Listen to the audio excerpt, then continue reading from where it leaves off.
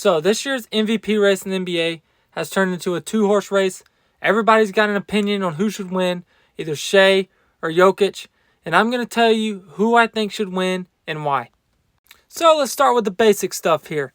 Shai Gilgeous-Alexander averaging 32.2 points, which leads the NBA, 5 rebounds, 6 assists, and 52% shooting from the floor. And for Jokic, 29.4 points per game, which is third in the NBA, 12.7 rebounds, which is also third, 10 assists, which is second, and 57% from the field, so averaging a triple-double as a center.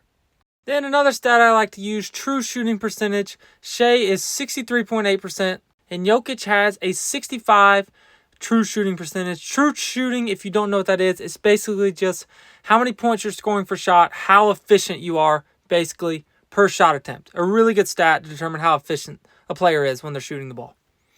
So, it's really close. Both players are having historic seasons. These are the 1 and 2 teams in the Western Conference right now, as Denver is tied with Memphis, or 1 and 3 teams. Whichever thing you want to say, these are two of the best teams in the Western Conference. Obviously, OKC is the best team in the Western Conference. Pretty far and away, though. Now I want to talk about some stats that kind of define these two guys that are pretty insane. And they don't really define necessarily just these two guys. Some of these stats I'm going to show you do have to do with their teams and how good their teams are. But I want to show you some insane stats from these two. So what I have down below me is the Denver Nuggets offensive rating and their net rating difference with and without Nikola Jokic on the floor. So with Jokic on the floor, they have a plus 12.31 net rating on their opponents. And without Jokic on the floor, they have a minus 9.58 net rating difference.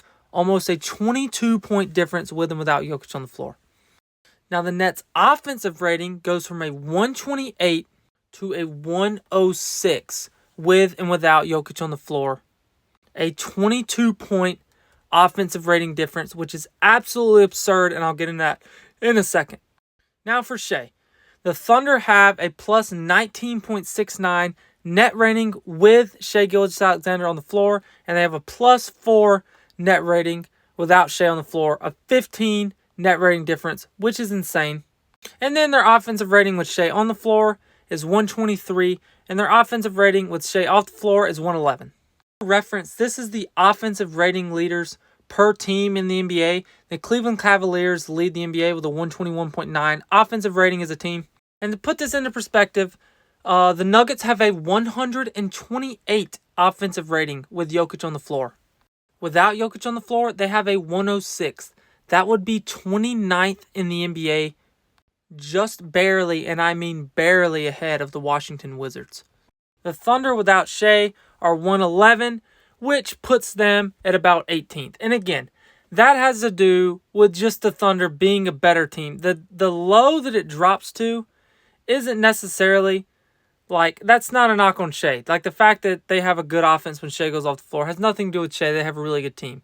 But the fact that Denver's offensive rating is 5 points better on the floor with Jokic than OKC's is with Shai is absolutely insane. And if you don't know what offensive rating is, it's basically how efficiently you score as a team. It's how many points you're getting per 100 possessions. And your net rating is your offensive rating minus your defensive rating. So it's basically your rating as a team, overall, how well you're performing as a team. And again, the Nuggets have a minus 9 net rating with Jokic off the floor, which is absolutely insane, which basically means they're getting outplayed pretty substantially with Jokic off the floor. Again, that negative net rating would be good for 29th in the NBA without Jokic on the floor. OKC's 4 without Shai on the floor puts them still top 10 at around 7. And again, that has nothing to do. Shai cannot help it that his team is better than Jokic's in a sense that they're still really good when he's off the floor. But it still doesn't make this stat any less absurd in the favor of Nikola Jokic. Again, it's worth pointing out that it's a 15 net rating difference with and without Shai on the floor. So that's still a huge difference for Oklahoma City. He's still making a ginormous impact on the game for Oklahoma City. I wanted to bring up these stats because you hear kind of these offensive rating numbers and how Denver's kind of historically bad without Jokic, and these net rating numbers. And I wanted to bring them up for Shai too because they are really good in Shai's favor as well. The amount of difference that he makes for OKC is really substantial, and I wanted to point that out, just how big of a difference he does make for OKC. With that being said, though, without Shai, I think the Thunder are a playoff team.